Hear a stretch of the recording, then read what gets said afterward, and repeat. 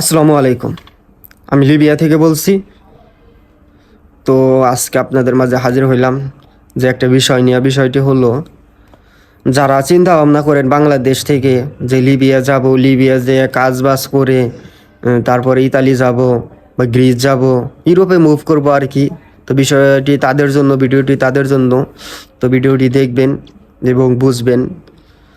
তো যারা মনে করেন যে চিন্তা ভাবনা করেন যে লিবিয়া যাব, বাংলাদেশ থেকে 3-4 লাখ টাকা দিয়ে যাব, যাওয়ার পর 3-4 লাখ টাকা উঠাইয়া কিছু ক্যাশ করে তারপর আপনার ইতালি বা ইউরোপে যাব, তো তাদের চিন্তাধারাকে বলি যে এরকম চিন্তাধারা নিয়ে যারা আসেন তারা মনে করি না আসাই ভালো।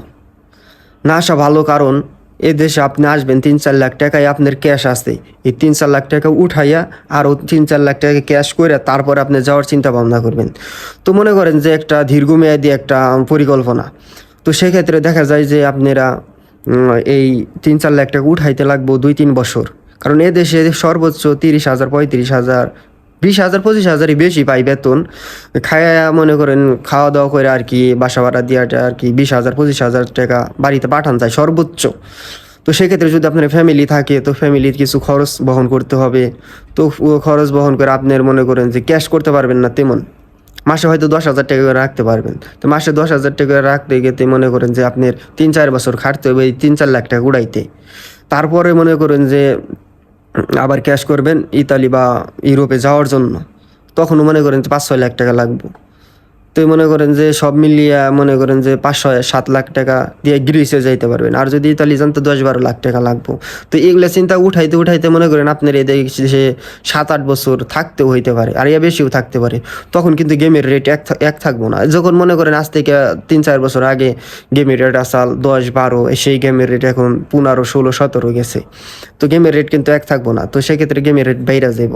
তারপরে এর মধ্যে যে আপনি 7-8 বছর থাকবেন, এর মধ্যে যে পুলিশের হাতে, মাফিয়ার হাতে পড়বেন না এটাও কিন্তু নয়, পড়তেও পারেন। তো এদের কাছে বললে তো আরও জীবন শেষ। তো মনে করেন যে তখন আপনি আরও অর্থনৈতিকভাবে ক্ষতিগ্রস্ত হইবেন। যারা মনে করেন যে এই চিন্তা ভাবনা নিয়ে আসবেন তাদের না আসাই ভালো। যদি আপনার মনে করেন যে ক্যাশ থাকে, দেখা যায় যে 10-12 লাখ টাকা ক্যাশ আছে, আমি এর মধ্যে 3-4 লাখ টাকা দিয়ে গেলাম, যাই কিছুদিন থাইকা কিছু টাকা ক্যাশ বানিয়ে হয়তো 1 বছর থাকলাম বা 1.5 বছর 2 বছর থাকলাম, থাইকা হয়তো 2-3 লাখ 2 লাখ টাকা উঠাইলাম, উঠিয়া গেলাম, চলে গেলাম, তাহলে ঠিক আছে। কিন্তু ক্যাশ থাকতে হইব আপনার। মনে করেন যে 10-12 লাখ টাকা ক্যাশ থাইকা তারপরে আপনি ইতালি বা গ্রিসের দিকে যাওয়ার চিন্তা ভাবনা করতে হইব। এখন আপনার 1 টাকাও ক্যাশ নাই বা ক্যাশ আনতে পারবেন না, তাহলে মনে করেন এই রাস্তায় আইসেন না, কারণ বিপদগ্রস্ত এই রাস্তা। এমনি বিপদগ্রস্ত, তার মধ্যে মাফিয়া টাফিয়া ধরলে পড়া আরও বিপদে পড়বেন। আর এই দেশের অবস্থা মনে করেন যে ভালো না। তে যারা মনে করেন এই চিন্তা নিয়ে আসবেন তারা না আসাই ভালো। আর যদি মনে করেন যে লাইন ঘাট নাই, কোনো ভালো লাইন নাই, নিজের কোনো নিজস্ব লাইন নাই ওইদিকে যাওয়ার জন্য, এখন ভালো একটা লাইন খুঁজতেছি কেমনে যাও, তাহলে মনে করি যে ক্যাশ আছে, ক্যাশ থাকুক, আপনি আসেন এই দেশে আইসা কিছুদিন কাজ বাজ করে ভালো একটা লাইন খুঁজা বের কইরে তারপর আপনি চলে যান। হয়তো 6 মাস 1 বছর থাকেন বা থাইকা তারপরে জব্বি যা কোপ মেরে চলে যান। কিন্তু আপনার মনে করেন যে লাইন নাই, ঠিক আছে, কারো মাধ্যমে, বন্ধু বান্ধবের মাধ্যমে লাইন টাইন পাইলেন, খোঁজ খবর না নিয়ে দালালে বললো আয়, চলে আইলেন, তো তারা মনে করেন কোর্ট দিয়ে বইলেও কিচ্ছু করার নাই। কিন্তু যাদের সাথে কন্ট্যাক্ট করবেন তাদের পারিবারিক ডকুমেন্ট নিয়ে নেবেন। আর আপনার যেভাবে লেনদেন করেন সব কিছু ডকুমেন্ট নিয়ে নেবেন, নিয়ে আর আপনার কাছে জানি থাকে এরকম মানে স্কোপ থাকে জানি তাকে ধরার মতো। তো যারা মনে করেন যে আসবেন, নিজের লোক থাকলে মনে করেন গেমের কন্ট্যাক্ট করে আসবেন, আর নিজের লোক না থাকলে মনে করেন গেমের কন্ট্যাক্ট করে আসবেন না, হয়তো কিছুদিন থাকবেন, তারপর থাকার পর চলে যাবেন। তো যারা মনে করেন যে এই ক্যাশ নাই, মনে করেন ইউরোপে যাইতে টাকা লাগবে, এটা বৈধভাবে হোক অবৈধভাবে হোক, মনে করেন 15-20 লাখ টাকা লাগবে, যেটা ধরে রাখেন 10-12 লাখ টাকায় আপনি ইতালি যাইতে পারবেন না। এটা যতই দালাল এগুলো 10 লাখ টাকা ইতালি যাইতে পারবেন না, যদি নিজস্ব মানে মামা খালু আত্মীয় স্বজনের মধ্যে দালাল না থাকে। তো আর পরের দালাল থাকলে তো আরও টাকা নিবই, যত নিতে পারে।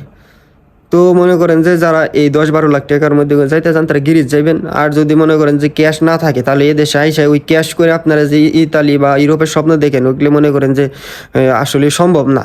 এখন আপনারা হয়তো মনে কষ্ট নিতে পারেন, কিন্তু সম্ভব না, যেটা বাস্তব। কারণ এই দেশে আইসা আপনি ইনকাম করে তারপরে আপনি ক্যাশ করে তারপরে আপনি যাওয়ার চিন্তা ভাবনা, এটা সম্ভব না। ক্যাশ থাকতে হইব, তারপরে ধরা খাইলে আপনার সে ধরা খাওয়ার চিন্তা ভাবনা থাকতে বলছে ধরা খেলে আমি যেন শুইরে আসতে পারি, এরকমও মনে করেন যে ক্যাশ থাকতে হইব। তো যারাই মনে করেন এই চিন্তা ভাবনা করতেছেন, আল্লাহর রহমতে তারা মনে করেন যে চিন্তা ভাবনা বাদ দিয়ে আপনি একটা মিডল ইস্টে অন্য সব দেশে যান, ভালো থাকতে পারবেন। 4-5 লাখ টাকা অন্য দেশে যান, আপনি ইনকামও করতে পারেন, পরিবারও ভালো থাকবে। আবার মনে করেন ক্যাশ টাশ করে পরবর্তীতে আসার চিন্তা ভাবনা করেন, কিন্তু এই স্বল্প টাকা দিয়ে এই দেশে আইসা ওইদিকে যাওয়ার চিন্তা ভাবনা না করাটাই ভালো। তো ভিডিওটি শেয়ার করে দিবেন। ধন্যবাদ ভিডিওটি দেখার জন্য। আসসালামু আলাইকুম।